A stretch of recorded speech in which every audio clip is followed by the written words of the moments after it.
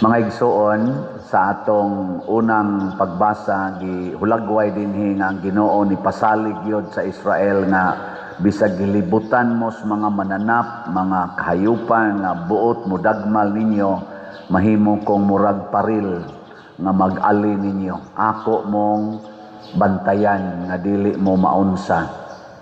Mo na iyang pasalig. Unya, ang tubag nato sa Salmo nag-ingon ta, ang Ginoo nagbantay ka nato, samag usa ka magbalantay nga nagbantay siyang kahayupan. Kung ang Ginoo na gani mo'y magbantay, siguro gid nang makabantay. Dili parehas atong mga congressman, mga senador, di para sa atong COA, sa atong DPWH, sama sa atong presidente sa Pilipinas, sa executive department, nga nagbantay kunuhay sila nga way mosuod nga korupsyon, purting daghanang korupsyon nga nahitabo. Pero ang Ginoo na gani mo'y magbantay, siguro gid na nga makabantay siya. Kaya nga naman, ang Ginoo gamhanan. Ang Ginoo nahibaw sa tanan. Bisag ka ng labing tinago, way matago sa Ginoo. Everything is known by God. Unya ang Ginoo, mga igsoon, dili matug, di sa dukaon. Dili paras ninyo nga mo palay pagsugod og humilis pari, wa na, natug na. Unya, inig katug, inig kagabi, dili makatug. Unya, panahos misa, anhi magduka-duka. Duka-duka. Musimba na lang ko, kaya wajud ko katug. Igabot na sa misa, ala, hagok-hagok, maglaway pa. Hanto na lang hinoon, nga di na lang nung kahog sa kulikta, kaya natug. Pasangi lang tugtog, nya likay des kolekta. So mo na kalauman gyud ang Ginoo basta magbantay siya. Galingi ay mong tupad ingna Ginoo mo ay nagbantay nimo. Ingna ba? Mga ginikanan, kinsa roy nagbantay sa inyong balay, sa inyong mga anak? Ang Ginoo o kamo? Mga asawa, kinsay nagbantay sa inyong bana karon, ang Ginoo o kamo? Bantay mo diya. Mga bana, kinsay nagbantay ron sa inyong mga asawa, ang Ginoo o kamo? Mga siloso kayo. Kinsa may nagbantay ron sa parokya, ang parish priest o ang Ginoo? Kusga. Unsa may gisultis Ginoo karon ninyo dinhis Compostela? Palit og slat. May kay hibaw mo nga dili des Padersiano mo'y nag-ingon nga palit mog slat. Gisugo ra day ko, mura ra kog si Propeta Zacarias, di ba? Sa unang pagbasa si Propeta man to Zacarias, ang mga propeta gisugo ra nas Ginoo. Pero kung moingon gani ang Ginoo palit mog slat, pinaagi sa baba ni Padersiano, pasabot ana, gustos Ginoo nga mopalit mog slat aron iya mong bantayan in return. Kanang wa mo palit og slat, pasabot kamoy nagbantay sa inyong kwarta. Inyo gyung gibantayan nga dili mo gamay. Nya kay haron di mo gamay, di gyud mo share. Di na mo maminaw sa Ginoo. Muna si Saint Vincent de Paul, naminaw siya sa Ginoo ug ang nagbantay niya isip gamayng bata, hangtod ni tubo siya, hangtod nahimo siyang pari, ang nagbantay niya ang Ginoo. Mao na nga nahimo siyang instrumentos Ginoo. Mausad ni sila si Santiago, Apostol, St. Vincent Ferrer, katong una na kong parokya, ang patron dito, St. Vincent Ferrer, karon din atong pistahan, St. Vincent de Paul. Ang nagbantay sa mga santos, mao ang Ginoo. Unya kay ang Ginoo may nagbantay, ang Ginoo sa imo sulti asa sila padong. Parebetaan ang yaya sa inyong mga anak, pabantayan na inyong yaya nga Diyos noon, ang inyong anak kusog na mga G. Bantay mo? Uy. Unya ang gayaya ganay sa inyong anak kusog mo duwag cellphone, kanang inyong anak kusog sa kana mo duwag cellphone. Nya kun ang inyo ganing gabantay sa inyong anak nga kanang kusog ay mo tan-og TV, magsige sa nagtan-og TV inyong mga anak. Nya kusog kay na mo sayaw-sayaw TikTok ang inyong gabantay sa inyong anak. Kana sa inyong anak bagamay pa kay kakamang-kamang pa na mo TikTok na. Maliwat bas nagbantay. Parehagod anang mga hayop ug unsay batasan sa nagbantay, mumaosad ang batasan sa mga hayop. Lain na sang lingi sa imong tupad na pariha mog batasan ni Kristo o pariha mog batasan sa demonyo. Kung kusog kay ka mamalikas, kinsa may imong naliwatan, ang Ginoo o ang demonyo? Kusog kay ka manglibak, kinsa may imong giliwatan, ang Ginoo o ang demonyo? Kusog kay ka mo pasaylo, di jud ka masuko, kinsa may imong naliwatan, Ginoo o demonyo? Kusog kay kang mo hug sa kolekta, kinsa may imong naliwatan, ang Ginoo o ang demonyo? Kusog kay ka mangural sa inyong balay nga wanay agianan inyong silingan, kinsa may imong naliwatan, Ginoo o demonyo? Kusog kay ka mo pakolor sa imong buhok, kiskis ana imong kilay, kinsa may imong naliwatan, Ginoo o demonyo? Kamo lay tubag ana. Unsa may mahitabo kung ang Ginoo magbantay nato? Muhari ang gugma, muhari ang pagpasayloay, muhari ang pag-alagaray, muhari ang hustisya, muhari ang kaning gitawag natog pagdinawatay nga way limit. Kana bang mubati ta sa usag-usa? Muna si Saint Vincent de Paul ug ang mga santos, bisag wa pa sila ingna, mubati gid sila sa mga kabus ug sa mga nag-antos. Mubati gid sila. Bisan pag di sila ingnon. Ngano man, kay ang kasing-kasing sa Ginoo nga nagbantay nila, tua man na sentro sa labing ubos og mga nanginahanglan. Kanindot unta ang atong presidente sa Pilipinas karon, iyang mga executives o ang atong naa sa legislatura, naa sa Senado, naa sa Kongreso, naa sa atong mga judiciary, mga gobernador, mga congressmen, mga mayor, apil ng barangay kapitan o mga konsihal, mubati unta as panginahanglan sa mga kabus o sa mga nanginahanglan. Ngilingay mong tupad na pila kabuok nanginahanglan sa imong silingan karon. Kana imong tupad ba pangutan ay na pila kabuok imong nakit-an na silingan nga nanginahanglan. Ay usahay ra ba magsigil ang tag agi-agi, sigig agi-agi, wa gyud kakita nga iyang silingan way atop ang balay. Tarpulin ray gibutang. Nya siya sigig parinubit sa iyang balay. Siging siminto anang agianan sa iyang balay, hangtod na lang ang kanal gikan silingan simintuo na di na kaagi ang tubig. Nya wa gyud siya kakita nga naglapok na ang ilang silingan, wa gyud ba siminto ang daan. Di ba? Di kakita. Siging panindot anang iyang mga bag, iyang mga gadgets, iyang mga sinina, terno-ternohon gyud gikan sa brunda naman kanang usahay gikas bag, sinina, lipstick, anang usa pa na diha. Unya wa gyud kakita siyang silingan nga wa gani gikaon, wa gani gikapalit og tambal, namatay na lang, wa gyud kapalit og tambal. Napay nagtrabaho sa hospital, mamiya sa hospital. Unya inig-abot na sa pasyente, di matiman, patay hinoong mabdos, apil pang iyang anak. Kay wa diha ang muatiman sa mga nakay. Isyu na ron. Atong mga lawyers, sigig, atiman anang ilang bulsa, hasta na atong mga legislators, di gyud kakita, na kanang ilang gihiring-hiring diha.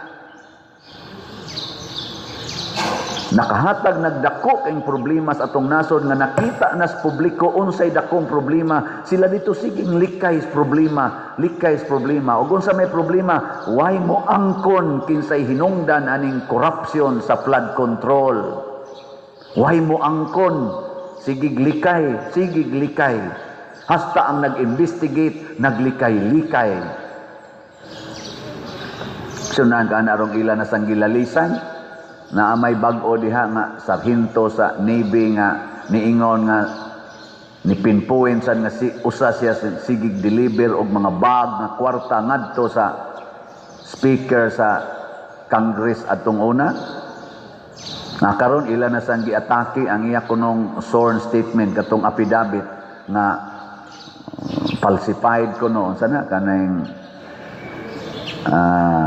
sa titawagan na kana bang dili ba tinuod nga ang katong ga notaryo ana ni tawag sad ang lawyer nga di man na ako wa man ko magnotaryo ana minaumao ra man na unya ila din giingnan wa nay unod ang iyang gisulti sa Blue Ribbon Committee kay ang iyang affidavit nga panotaryuhan falsified ang notary public. Ako di man sa ko lawyer pero naminaw ko sa opinion sa mga lawyers kaya naman sa social media daghan gyud ang nag-ingon nga mga lawyers sa akong nabatian nga kanang notaryo kuno para ra na pag-authenticate nga kanang iyang gisulti diha tinuod, kanang iyang gipirmahan tinuod by virtue sa pag susi sa legal expert nga mao ang notary public nga inig notaryo ana moingon dayon na ang gisulti kuno ana nga kining gisulti aning maong papel o kining ngalan nga nipirma dinhi ako na ning napamatud-an nga usara pasabot tinuod ni kay siya gid ni ang nagsulti. Mao na ang meaning sa notaryo kuno usas mga meaning ana mo nang mahimong binding kay gisuportahan na sa notary public nga duly sad authorized nga notary public nga na-verify nako nga kining tanan gisulti dinhi ug ang nagpirma ani tinuod authenticated nako na mo nang ginotaryuhan. Nakaron pag-abot sa Senado katong sergeant ni take oath siya didto nga siya mao si kisay nga na to Miss Orly ba to apelido angan ato ana ni take oath siya sa Senate unya human dayon iyang gi presentar ang iyang sworn statement katong affidavit ug unsay nasuwat didto iyang gisulti pagbalik dito sa Senado wa sad kuhae ang iyang naa dito nasuwat iyang gisulti di nagkaparihas na ang iyang ginotaryuhan nga affidavit ug ang iyang gisulti sa actual na niyang pagsulti under oath before sa eyes sa daghan kay ditong gatambong sa Blue Ribbon Committee nagkaparihas na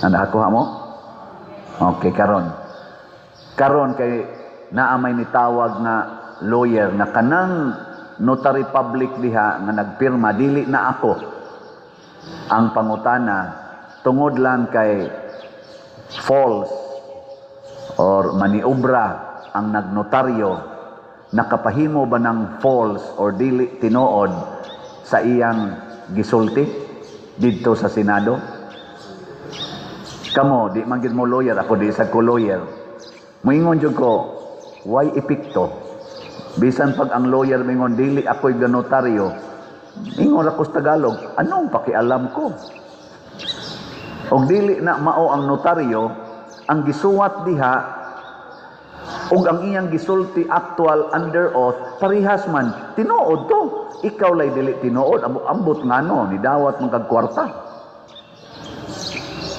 unsay pakialam sa nagsulti og sa nagpanotaryo ako inigdagan ako ron dito magpanotaryo ko kay naay deed of sale ana nya iya din ginotaryohan gitatakan gibutangan og book number ingon ana kay bawo day kog tinuod ba siya o dili di na nako concern pero kanang among deed of sale nga gipirmahan tinuod na nagkasabot mi ana ba nya karon ilan nang gilalisan nya ingon din oy nonsense ra tong iyang testimonya nay mo ingon ana nonsense unsa ra man gyud ugat ani naglikay-likay sa accountability mao na magampo ta maliwat sila ni Saint Vincent de Paul mubati unta mo kamong naghiring-hiring diha nga nagsigig anang millions, billions and trillions of money para sa mga Filipinos nga mga kabus o mga nanginahanglan nga inyong gisud sa inyong bulsa, matandog untang inyong kasing-kasing, makakita unta mo na kung ang inyong kaliwat, inyong mga anak kamong nagbinuang diha sa Congress, sa Senate o sa naa sa executive branch nato sa atong gobyerno o sa judiciary, kamong nagbinuang diha nga ni resulta aning dagko ing kwarta, dagkong kadaot sa atong Pilipinas tungod aning flood control ug uban pa, PhilHealth ug uban pa, makamubati na unta mo nga ang atong nasod, ang atong mga kaliwat, ang atong kadugo nga mga Pilipinos nagilaid sa kalisod. Nya kamo sige lang yapong lalis diha, dipinsas inyong kaugalingon, dipinsahi ang atong nasod, dipinsahi ang atong katawhan, ang atong mga kabos, pag-antos mo, pagsakripisyo mo para sa mga kabos. Salamat kay nay nagsakripisyo nato dinhi, nataod na ang unom nato kahili funds. Kana bahala na mo diha, dili mo malipay. Unya nakompleto na sad ang mga pledges sa atong kneelers o sa atong mga lingkuranan. Pakpak na sad. Wala pa ni pledge para sa atong generator o sa atong kamera. Basin pagkarong adlawan anay mo pledge, tagpila man to, tag 100,000. Walo ra ka buok atong gikinahanglan nga 100,000. Ug way mo pledge, anha nato kwaon sa slot. So kung dili mo pledge, sige lang mo palit og slot. Kay way mo pledge ani, pasabot way mo hatag og bulto tungod sa iyang abundance, di arita manguha aning mga natigom nato sa atong ginagmayng slot. Di ba? Padayon tag palit og slot. Ingna imong tupad ingna moangkon kag 100,000 ingna moangkon ka. Di moangkon, Jesus. Pero basin pag naa na taani unya kay naa man gyud mga tawo nga maayo sad og kabubuton. Muna karon atong padayonon ang pag-atiman sa atong parokya, sa atong katawhan ug sa ato dinhing simbahanan. Kining atong gibuhat karon, atong gipang renovate dinhi, gipang ayo ang mga gubaon. Kani usani kapag tan-aw nga atimanon gyud ang simbahan, kay maunay gustos Ginoo, maunay pangandoy sa Ginoo nga atong buhaton isip katilingban, dili ang pagpanindot, pagpadato sa atong kaugalingon. O kung ato na ning buhaton, protektahan tas Ginoo, pasabot dili mo us-us ang atong grasya, mag-anam og kadaghan, pero mag-anam na sa tagkadao, mag-anam na tagkakurap, mag-anam sa kaut-ot ang atong katilingban, maamong pahinoon, hasta ang wa mangurakot, hasta ang wa magbinuang, maamong tungod sa atong pagpalayo sa Ginoo. Muna, ang hagit, muatimanta sa simbahan, muatimanta sa mga kabos. Ang paagi, unsa man? Palit og slot. Angkon sa atong mga special pledges. Kadtong mo oyon ani, manindog ta. Ang di mo oyon, panguli mo.